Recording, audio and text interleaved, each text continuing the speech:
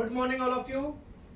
हमने अभी हाल ही में डिफरेंशिएशन फिनिश किया था और आपको डिफरेंशिएशन की अच्छी तरह प्रैक्टिस भी हो चुकी है, क्योंकि मैंने बहुत सारे क्वेश्चंस भी आपको करवाए थे उसके अंदर, और आई होप दैट कि आप डिफरेंशिएशन बहुत अच्छे से सीख चुके होंगे। ठीक है, डिफरेंशिएशन के बाद उसी का एक भाई है दूसरा, जिसको अपन स्टार्ट करते हैं, और उसका नाम है इंटीग्रेशन। ठीक है, जितना इंपॉर्टेंस डिफरेंशिएशन का फिजिक्स के अंदर है, उससे कहीं ज्यादा इंपॉर्टेंस इंटीग्रेशन का भी होता है। तो मैं सबसे पहले बात करता हूं कि भाई इंटीग्रेशन जो है उसका मीनिंग क्या होता है, इंटीग्रेशन कितने तरह के होते हैं, इंटीग्रेशन को किस तरीके से सॉल्व किया जाता है। क्लियर? चलिए स्टार्ट करते हैं अपन कि भाई इंटीग्रेशन क्या होता है।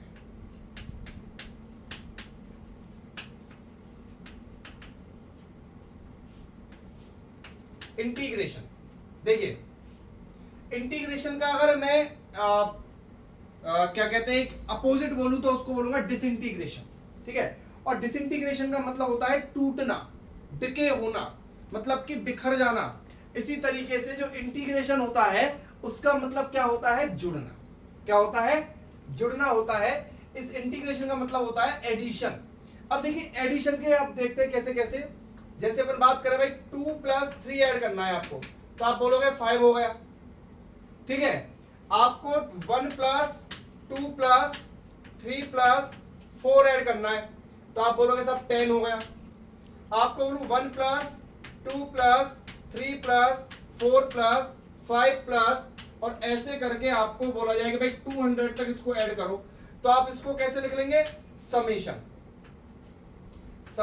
n = 1 से n = 200, और यहां लिख देंगे n कि भाई इसको ऐड करो, तो समेशन हो गया। क्या बोलते हैं इसको, इसको बोलते हैं समेशन। क्लियर? मतलब आपको सिंपल 2-4 चीजें ऐड करनी है तो आप ऐसे कर लेंगे, जब आपको ज्यादा ऐड करना है तो आप ऐसे ऐड कर लेंगे। लेकिन अगर आपको करना है एडिशन ऑफ वेरिएबल्स, आपको वेरिएबल्स का एडिशन करना है, like this 1 + x + x² + x³ इस तरीके से, then we have to use integration. तो आपको क्या यूज करना पड़ेगा, इंटीग्रेशन यूज करना पड़ेगा। ठीक है, एक तो इसके लिए हम इंटीग्रेशन यूज करते हैं कि आपको जब वेरिएबल्स ऐड करने हैं, क्लियर है। या फिर दूसरी बात, आपको अगर आपको एरिया निकालना है अंडर द कर्व का, area under the curve, if we find out the area under the curve then we use integration. कैसे? जैसे आपको बोला कि भाई ये ग्राफ है, ठीक है, तो इसके नीचे का एरिया आपको ये फाइंड आउट करना है ऐसे करके। तो इस एरिया को निकालने का, ना तो रेक्टेंगल बन रहा है, ना स्क्वायर बन रहा है, ना सर्कल बन रहा है, तो इसको निकालने के लिए अगर रेक्टेंगल होता तो लेंथ टू ब्रेथ लगा देता, सर्कल होता तो πr² लगा देता। लेकिन अगर यहाँ पर एरिया अंडर द कर्व निकालना है तो we have to use integration, आपको इंटीग्रेशन यूज करना पड़ेगा। Is it clear? तो इंटीग्रेशन का यूज करने के लिए आपको क्या क्या करना पड़ेगा भाई, इंटीग्रेशन कब यूज किया जाएगा, जब आपको एडिशन ऑफ वेरिएबल करवाया जाए कहीं, या फिर आपको एरिया अंडर द कर्व निकलवाया जाए। तो इस चीज को नोट कर लें कि हम कब कब इंटीग्रेशन यूज करते हैं। when we find out the addition of variables then we use integration, and when we find out the area under the curve, इसको नोट कर लेना एग्जांपल को। ऐसे अगर निकालना है तो उसको निकालने के लिए आपको क्या करना पड़ेगा, इंटीग्रेशन यूज करना पड़ेगा। ठीक है, तो चलिए अपन बात करते हैं भाई इंटीग्रेशन कितने तरह का होता है। तो इंटीग्रेशन जो है वो मेनली 2 तरीके का होता है। इंटीग्रेशन जो है वो मेनली कितने तरह का होता है, 2 तरह का। इंटीग्रेशन के टाइप्स 2 तरह का होता है इंटीग्रेशन। एक तो होता है जिसको अपन बोलते हैं इंडेफिनिट, इंडेफिनिट इंटीग्रेशन, और दूसरा इंटीग्रेशन होता है, ऑब्वियस सी बात है, डेफिनेट इंटीग्रेशन होगा, डेफिनेट इंटीग्रेशन। एक होता है इंडेफिनिट इंटीग्रेशन और एक होता है डेफिनेट इंटीग्रेशन। तो आज हम इस लेक्चर में पढ़ेंगे इंडेफिनिट इंटीग्रेशन, और नेक्स्ट लेक्चर अपना जो होगा वो किसका होगा, डेफिनेट इंटीग्रेशन का होगा। तो चलिए स्टार्ट करते हैं इंडेफिनिट इंटीग्रेशन। तो चलिए अपन स्टार्ट करते हैं कि भाई इंडेफिनिट इंटीग्रेशन जो है इसको अपन इंडेफिनिट इंटीग्रेशन ही क्यों कहते हैं। पहली बात तो ये कि भाई उसको इंडेफिनिट क्यों कहते हैं तो उसको डेफिनिट क्यों कहते हैं। तो ये धीरे धीरे आपको पता लगेगा। कैसे पता लगेगा अभी मैं आपको समझाता हूं। विद इन 5 मिनट्स आपको ये पता लग जाएगा कि इसको इंडेफिनिट यानी कि इंडेफिनिट मतलब क्या होता है, जो डेफिनिट ना हो, यानी कि जिसके बारे में कुछ पता ना हो, अनिश्चित हो, उसको अपन इंडेफिनिट इंटीग्रेशन बोलते हैं। तो अपन इंडेफिनिट इंटीग्रेशन के बारे में पढ़ने से पहले अपन देखते हैं कि भाई इंटीग्रेशन का रिप्रेजेंटेशन क्या होता है। जैसे डिफरेंशिएशन का रिप्रेजेंटेशन मैंने आपको बताया था d/dx, ऐसे ही इसका रिप्रेजेंटेशन होता है कुछ इस तरीके से बनाते हैं, एक साइन इस तरीके से बनाएंगे, ठीक है, और इसमें अंदर यहां पर फंक्शन होगा, ठीक है, और यहां पर dx होगा इस तरीके से। क्लियर है, fx dx, ठीक है। तो ये हो गया। तो इसको पढ़ेंगे कैसे, इसको पढ़ना भी सिखा देता हूं मैं आपको। इसको पढ़ेंगे इंटीग्रेशन ऑफ fx, ठीक है, विद रेस्पेक्ट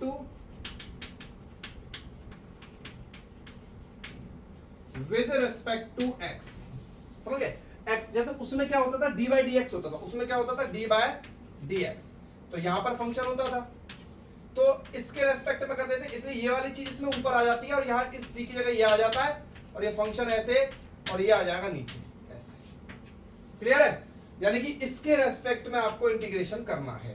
यानी कि अगर ऐसे होता कि fx इंटीग्रेशन dy, तो यानी कि इस फंक्शन का इंटीग्रेशन करना है विद रिस्पेक्ट टू y।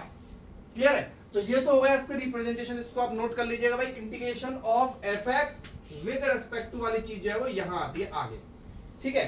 उसके बाद अपन बात करते हैं, ये तो हो गई इसकी रिप्रेजेंटेशन वाली बात। अब देखिए जो इंटीग्रेशन होता है ना वो डिफरेंशिएशन का जस्ट उल्टा होता है, अपोजिट ऑफ डिफरेंशिएशन। इंटीग्रेशन जो होता है वो डिफरेंशिएशन का अपोजिट होता है।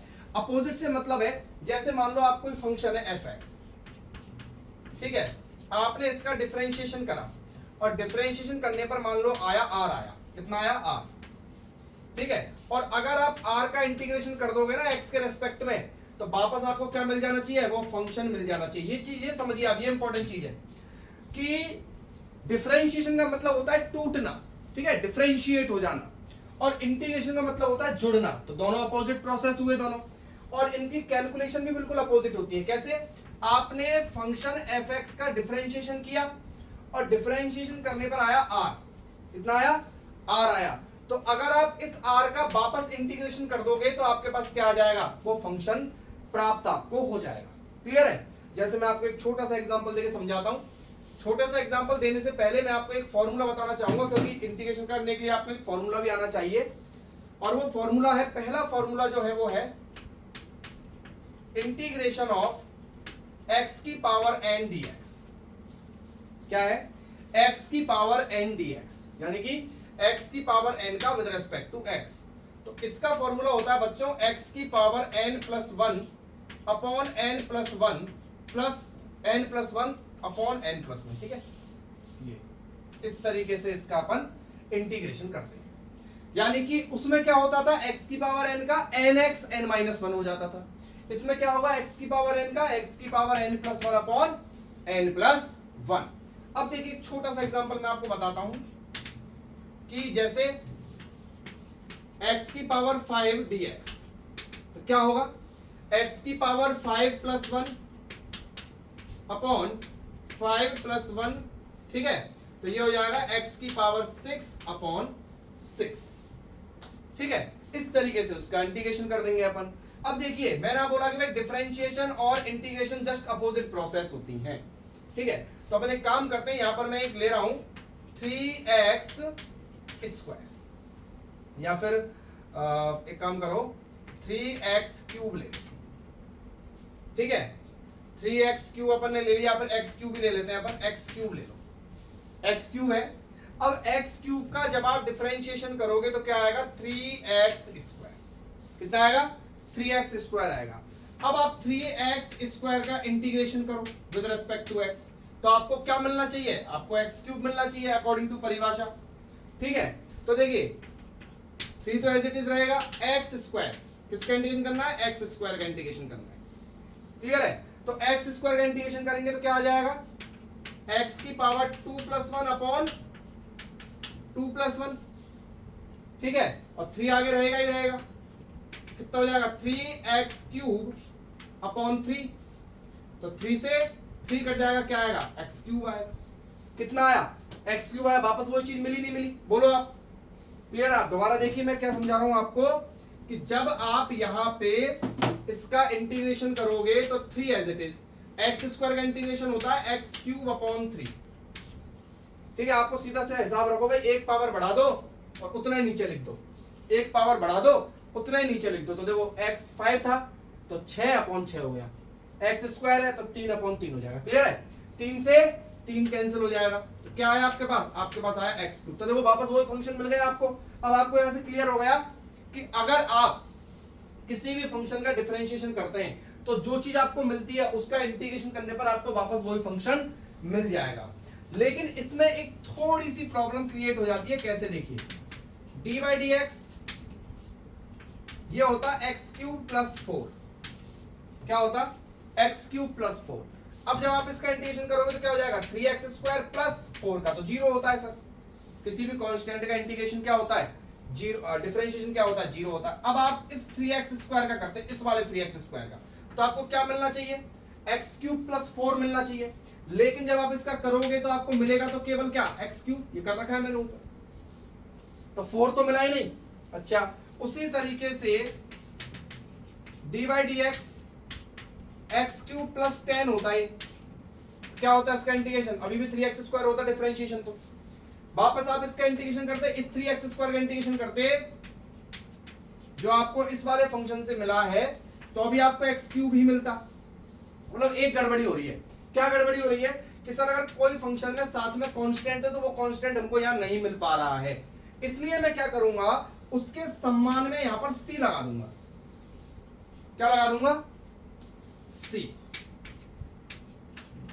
लगा दिया। अब जैसे पहले वाले क्वेश्चन में c है तो यहां c की वैल्यू कितनी है 0, यहां c की वैल्यू कितनी है 4, यहां c की वैल्यू कितनी है 10। ठीक है, और यहां भी मैं c लगा दूं, उसको भी से कर देते c, और इस फंक्शन में भी मैं यहां पर इस फॉर्मूले में भी c लगा देता हूं। तो x की पावर n dx, x की पावर n का इंटीग्रेशन क्या हुआ, x की power n plus 1 upon n plus 1 plus c। अब आप समझ गए कि c क्यों लगाया जाता है, c इसलिए लगाया जाता है कि हम जिस फंक्शन का इंटीग्रेशन कर रहे हैं, क्या पता उसका जो मेन फंक्शन है उसमें कोई कांस्टेंट हो जो उसके डिफरेंशिएशन में 0 हो गया हो। क्लियर है, इसलिए यहां पर c लगाया जाता है, and this c is known as arbitrary constant. ये बड़ी इंपॉर्टेंट बात है, वैसे तो इससे कोई मतलब नहीं होता है अपन को बायो और मैथ्स और फिजिक्स पढ़ने के लिए, बाकी का आनी चाहिए चीजें, इंपॉर्टेंट चीजें, नॉलेज होनी चाहिए इन चीजों की। क्लियर है, तो यहां पे आप ये देखिए जो c है वो आर्बिट्रेरी कांस्टेंट है और उसकी वैल्यू आप पता नहीं लगा सकते जब तक आपको कंडीशंस नहीं दी जाएंगी। कंडीशन अगर कोई दी जाती है कि भाई x को इतना रख के बराबर इतना कर दो तो c फाइंड आउट हो जाएगा, तो वो आप बाद की बात है। अगर किसी क्वेश्चन में आपको दी जाती है तो c की वैल्यू निकल जाएगी, अदरवाइज c आपके लिए अभी तक अनिश्चित रहेगा। So it is called indefinite integration. इसीलिए ही हम इसको क्या बोलते हैं, इंडेफिनिट इंटीग्रेशन कहते हैं, क्योंकि यहां पर इससे मिलने वाला जो फंक्शन होता है वो कंप्लीट डेफिनेट नहीं होता है, उसमें एक कांस्टेंट होता है c जो इंडेफिनिट होता है, उसकी वैल्यू हमें पता नहीं होती है। तो फॉर्मूला मैंने यहां लिख दिया है, x की पावर n dx का क्या होता है, x की power n plus 1 upon n plus 1 plus c। ठीक है, चलिए प्रैक्टिस कर लेते हैं थोड़ी सी।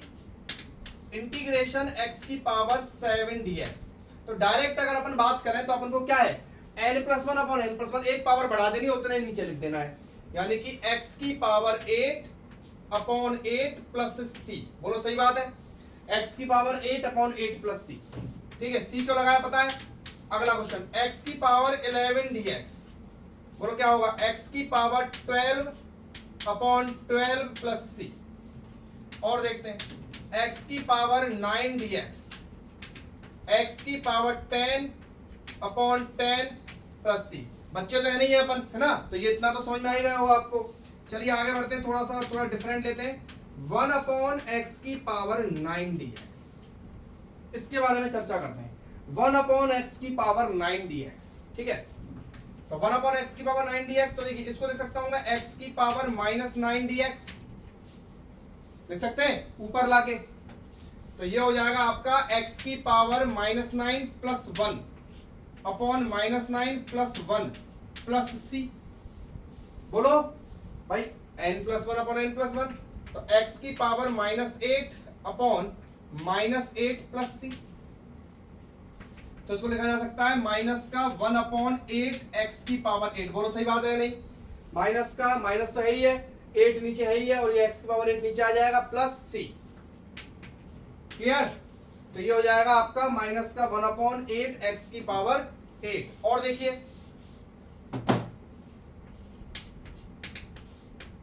x की पावर -11 dx। बोलो डायरेक्ट देखो, 9 था तो 8 आया, अब 11 है तो 10 आएगा, माइनस का 1/10 x की पावर 10 प्लस c। बोलो समझ गए डायरेक्ट। x की पावर -12 dx, तो 12 है तो 11 आएगा, माइनस का 1/11 x की पावर 11 प्लस c। और इस तरीके से अपन इन क्वेश्चंस को सॉल्व कर सकते हैं। अब दूसरी बात ये कि ये तो ठीक है, चलो भाई पहला फॉर्मेट तो हमारे समझ में आ गया, आसान था, x की पावर n dx, और ये अपन कर भी सकते हैं, बहुत आसान है, ठीक है। अब दूसरी बात मैं आपको बता दूं कि जितने भी डिफरेंशिएशन के फॉर्मूले थे, सारे इंटीग्रेशन के फॉर्मूले उनके जस्ट अपोजिट होते हैं। जैसे मैं आपको एक छोटी चीज बताऊं, देखो 1/x² है, चलो स्कोर करते हैं, 1/x² dx, तो क्या लिख सकते हैं, ये हो जाएगा इंटीग्रेशन x की पावर -2 dx, क्या हो जाएगा x की power -2 plus 1 upon -2 plus 1 plus का c। तो ये हो जाएगा माइनस का 1/x, ठीक है, माइनस देखो ये हो जाएगा नीचे, माइनस का 1/x प्लस c। अच्छा, अगर मान लो मैं आपसे बोलूं कि integration of 1/x dx, star लगा दिया मैंने तो इंपॉर्टेंट क्वेश्चन होगा, तो मैं इसको लिख सकता हूं क्या, x की पावर -1 dx। क्लियर? तो x की पावर -1 dx है तो क्या होगा, x की power -1 plus 1 upon -1 plus 1 plus c। तो ये हो जाएगा क्या, x की पावर 0 अपॉन 0 प्लस c। अब देखो किसी भी चीज के पावर में 0 होती है तो वो चीज नॉट डिफाइन होती है, तो इसका मतलब ये तो गलत हो गया भाई, ये तो नॉट डिफाइन आ गया, लेकिन गलत। देखिए क्या है, आपको पता होना चाहिए कि d/dx log x, log x का डिफरेंशिएशन क्या था, log x का डिफरेंशिएशन था 1/x, था या नहीं? तो अब बताओ मेरे को कि भाई 1/x का इंटीग्रेशन क्या होगा, 1/x का इंटीग्रेशन होगा log x प्लस c। तो अगला फॉर्मूला लिखने जा रहा हूं मैं यहां पर, अगला फॉर्मूला है इंटीग्रेशन 1/x dx, तो ये हो जाएगा log x plus c। Note करते जा भाई सारे फॉर्मूले, क्लियर है? तो 1/x का इंटीग्रेशन क्या हो जाएगा, log x, तो समझ गए ना, नॉट डिफाइन नहीं होगा, log x होगा। चलिए तीसरा फॉर्मूला मैं लिख देता हूं यहां पर, e की पावर x का डिफरेंशिएशन e की पावर x होता था, तो e की पावर x का इंटीग्रेशन भी क्या होगा, e की पावर x ही होगा, ठीक है। फोर्थ, चलिए किसी कांस्टेंट का देख लेते हैं।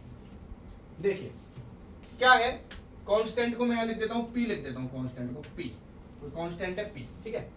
तो देखिए आप ये देखिए p यानी कि 5 ले लेता हूं, 5 इंटू dx, इसका करना है, तो 5 एज इट इज, अब अंदर बचा 1 इंटू dx, ठीक है। अब 5, अब 1 को क्या लिख सकते हो, अब x की पावर 0, भाई 1 का मतलब क्या होता है, x की पावर 0 होता है, तो x की पावर 0 इंटू dx, तो 5। अब x की पावर 0 का क्या होगा, x की power 0 plus 1 upon 0 plus 1 plus c।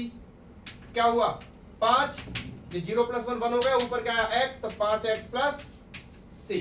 यानी किसी भी कांस्टेंट का अगर आपको इंटीग्रेशन करना है तो उस कांस्टेंट के आगे x लगा दीजिए, तो उसका इंटीग्रेशन पॉसिबल होगा। जबकि डिफरेंशिएशन किसी कांस्टेंट का करते हैं तो क्या आता है, 0 आता है, ठीक है। अच्छा फिफ्थ, इंटीग्रेशन ऑफ ए की पावर एक्स डीएक्स। ए की पावर एक्स मैंने आपको डिफरेंशिएशन में समझाया था, ठीक है। तो ए की पावर एक्स का होगा ए की पावर एक्स अपॉन लॉग ए प्लस सी, उसमें मल्टीप्लाई बाय लॉग ए होता था, ठीक है। फिफ्थ है, देखिए इंटीग्रेशन ऑफ अपन ले लेते हैं इंटीग्रेशन, अच्छा बताइए साइन एक्स का क्या होता था, कॉस एक्स। तो कॉस एक्स का इंटीग्रेशन क्या होगा,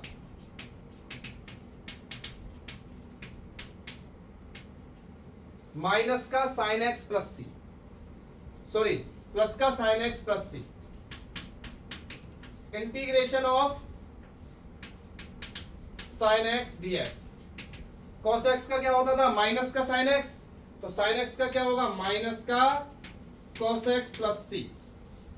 6 7th, तो देखिए आपको पता होना चाहिए कि भाई tan x का जब अपन डिफरेंशिएशन करते थे तो वो होता था sec स्क्वायर x, तो sec स्क्वायर x का इंटीग्रेशन क्या होगा, tan x plus c. Integration cot x का याद करो, cos minus cosec square x होता था, तो cosec स्क्वायर x का जब करोगे तो क्या आएगा, माइनस का cot x प्लस सी। 9th फॉर्मूला है कि जब आप sec x का करते थे तो sec x का क्या होता था, sec x tan x, तो अब अपन sec x into tan x का इंटीग्रेशन करेंगे तो आएगा sec x प्लस सी। और इसी तरीके से cosec x cot x का जो इंटीग्रेशन है वो आएगा माइनस का cosec x प्लस सी। देखिए इंटीग्रेशन वाले में फॉर्मूलों में जो ट्रिग्नोमेट्री के फॉर्मूले हैं इनका इतना ज्यादा यूज नहीं है, बाकी का आप इन सारे फॉर्मूले 5 फॉर्मूले जो मैंने स्टार्टिंग बताया इनको आप बहुत अच्छे से याद रखना, क्योंकि इनके क्वेश्चंस आने की संभावना आपके ज्यादा रहती है। तो ये एक तो फॉर्मूले हो गए। अब बात करते हैं कुछ प्रॉपर्टीज के बारे में। तो इंटीग्रेशन की पहली प्रॉपर्टी की बात करते हैं अपन। फर्स्ट प्रॉपर्टी है कि अगर मान लो इंटीग्रेशन के अंदर दे रखा हो कोई एक function f x plus minus g x plus minus h x, ठीक है, और इस तरीके से ये दे रखे, तो आप क्या करते हैं, और dx लगा देता हूं मैं लास्ट में, ठीक है। मतलब कि क्या 3-4 फंक्शन जो है वो आपस में ऐड कर रखे हैं, तो क्या करना है आपको, डिफरेंशिएशन की तरह ही करना है। इसमें एफ एक्स का अलग कर देना है, इंटीग्रेशन जी एक्स का अलग कर देना है, इंटीग्रेशन एच एक्स का अलग कर देना है, और जितने फंक्शन हो उन सबका अलग अलग आपको कर देना है। तो एग्जांपल लेते हैं, चलिए इसी के बेस पे अपन integration sine x plus x dx. Integration sine x plus x आपको करना है, तो देखिए कैसे करेंगे। सबसे पहले साइन एक्स, तो सारे फॉर्मूले आपने एक जगह लिख लिए होंगे, उन सारे फॉर्मूले देखते जाइए। साइन एक्स का क्या होगा, माइनस का cos x प्लस x का होगा एक पावर बढ़ा दो और एक उतना ही नीचे लिख दो, तो एक्स स्क्वायर अपॉन 2 प्लस सी जरूर लगाएं। और देखो integration x cube plus x square plus x plus 1 dx। सीखिए धीरे धीरे सब समझ में आने लगेगा, ठीक है। सबसे पहले एक्स क्यूब का क्या होगा, एक पावर बढ़ा दो उतना ही नीचे लिख दो, ठीक है, प्लस एक्स स्क्वायर का एक पावर बढ़ा दो उतना ही नीचे लिख दो, ठीक है, x का एक पावर बढ़ा दो उतना ही नीचे लिख दो, मतलब एक पावर बढ़ा दे जा रहे हैं ना, और 1 का होता है x, क्लियर। और देखिए x cube plus x square plus e की पावर x प्लस 7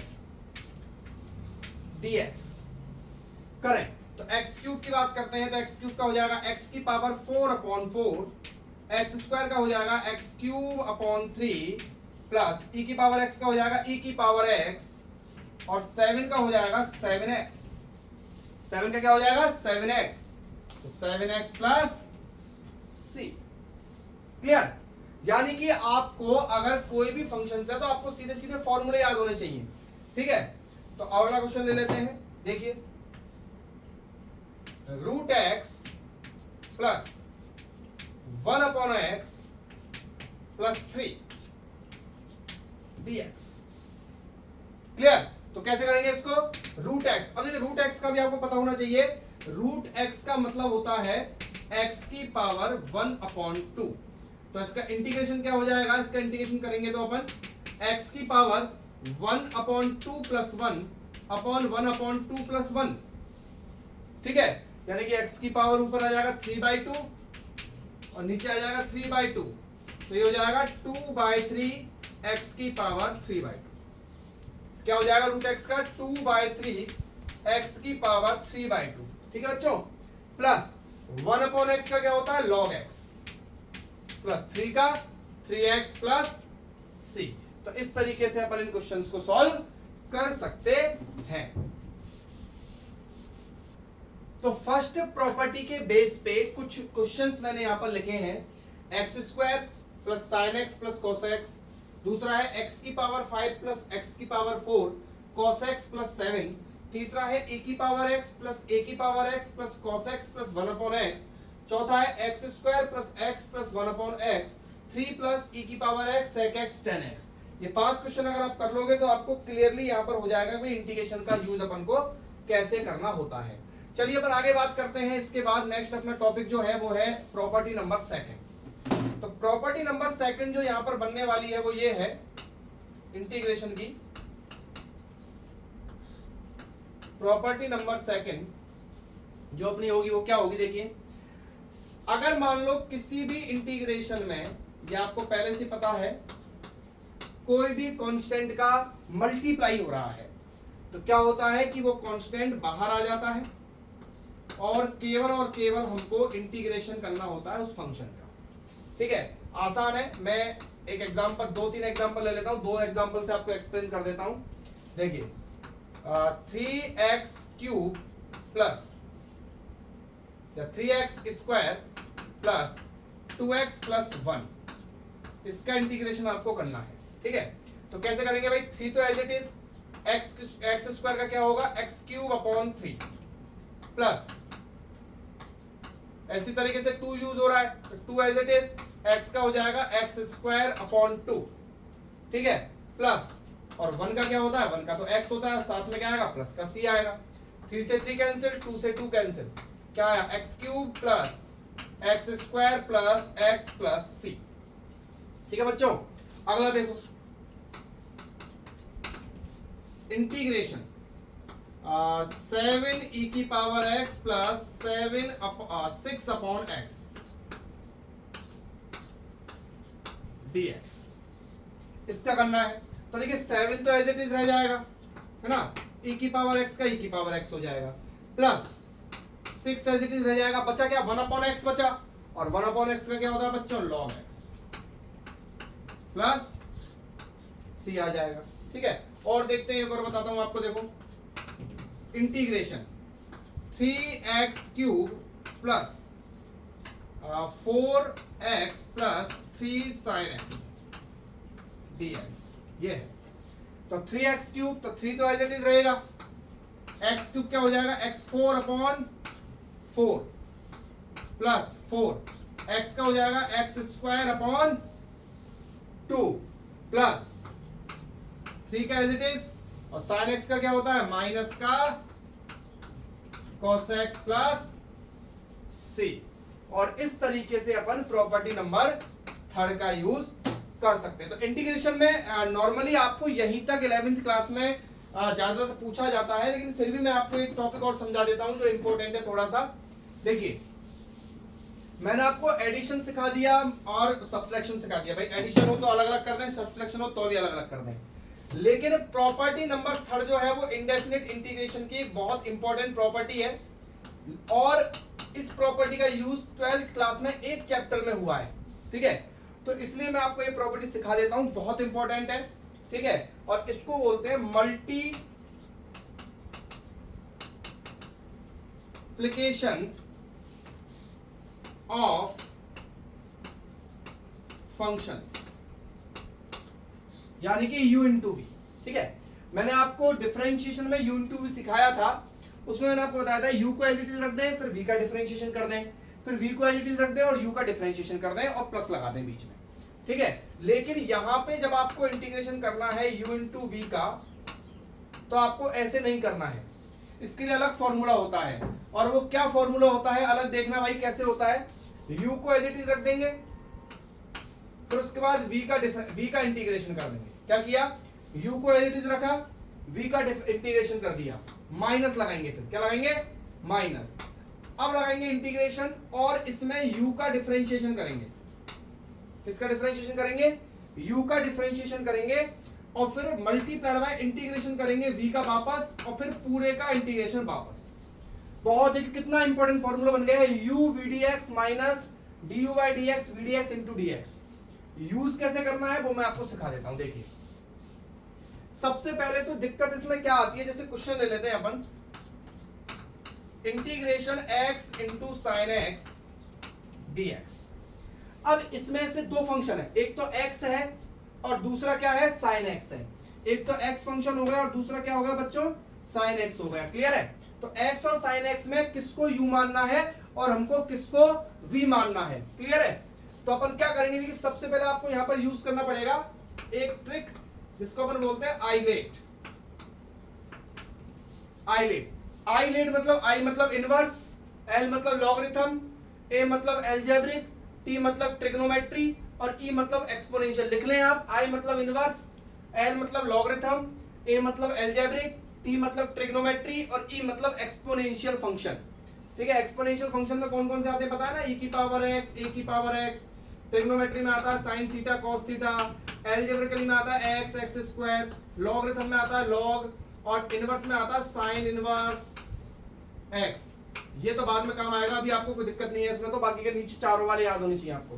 तो एक्स साइन एक्स में क्या है, देखिए जो चीज ऊपर आ जाती है वो u होगा, जो नीचे आती है वो v होगा। जो चीज ऊपर आती है वो u होगा और जो नीचे आती है वो v होगा। तो आपके पास दो फंक्शन है, एक x है, x मतलब एल्जेब्रिकल फंक्शन है और sin x क्या है, ट्रिग्नोमेट्रिक फंक्शन है। तो u कौन सा होगा, ये u होगा और ये v होगा। समझ गए बात को, क्यों, क्योंकि एल्जेब्रिकल फंक्शन पहले आता है। ठीक है, तो सबसे पहले क्या करना है, u को एज इट इज रखना है, रख दिया। फॉर्मूला याद कर लो बस, integration sin x dx, v का इंटीग्रेशन कर दिया। चलिए उसके बाद क्या लगाना है, माइनस लगाना है, फिर इंटीग्रेशन, फिर du by dx। du by dx का मतलब x का डिफरेंशिएशन करना है, कर दिया। फिर इंटीग्रेशन v का इंटीग्रेशन करना है, वापस कर दिया। फिर एक dx और लगाना है, लगा दिया, फॉर्मूले में पुट कर दिया। ठीक है, अब x साइन x का माइनस कॉस x, माइनस मैंने आगे लगा दिया है, माइनस इंटीग्रेशन x का डिफरेंशिएशन 1 और 1 को लिखो चाहे मत लिखो, साइन x का माइनस का cos x और फिर dx, माइनस का x cos x, minus minus plus.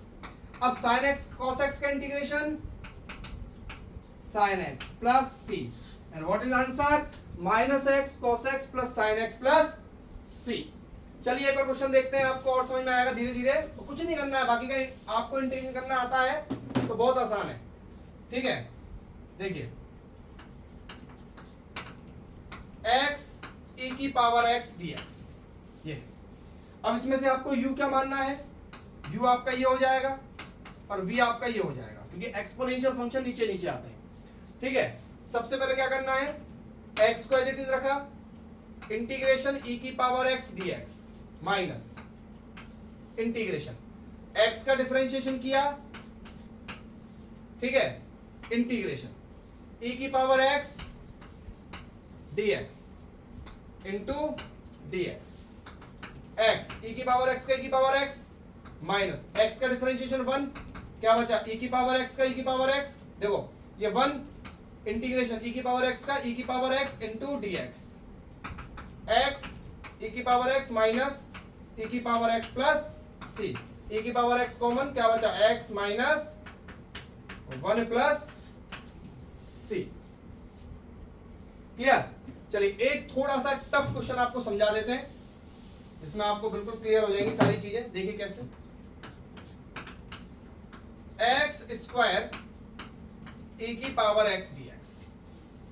ठीक है, अब आपको इसमें ये u मानना है और ये v मानना है। u को एज इट इज रखा, ई की पावर एक्स dx, ठीक है, minus integration D x square upon D x square का डिफरेंशिएशन, ठीक है, इंटीग्रेशन v dx, v यानी कि e की पावर x dx इंटू फिर पूरा dx, ठीक है, एक्स स्क्वायर e की पावर x का e की power x minus dx square dx, अंदर अंदर देखो 2x इंटू इसका e की पावर x dx। अब बताइए वापस इसमें क्या लगेगा, u इंटू वी लगेगा, लगेगा। इसको मैं लिख सकता हूं एक्स स्क्वायर इंटू ई की पावर x माइनस 2, क्या बचेगा x इंटू ई की पावर x, ठीक है। तो x इंटू ई की पावर x वापस अभी करा था मैंने, x इंटू ई की पावर x का क्या आया था, अभी मैंने देखा था कि भाई x इंटू ई की पावर x का जब मैंने डिफरेंशिएशन करा था तो क्या आया था, e की पावर x माइनस 1 प्लस सी। वीडियो को चेंज करके देखो भाई, पीछे लेके देखो, आपका यही आया था। तो मैं लिख सकता हूं एक्स स्क्वायर इंटू, आपको डायरेक्ट नहीं लिखना, आपको पूरा सोल्व करना है पहले वापस, माइनस 2 और इसका आया था e की पावर x माइनस 1 प्लस सी। तो आपका फॉर्मूला क्या बन जाएगा, इसमें से e की पावर x कॉमन लिया तो क्या बचा, x square minus 2 x minus 1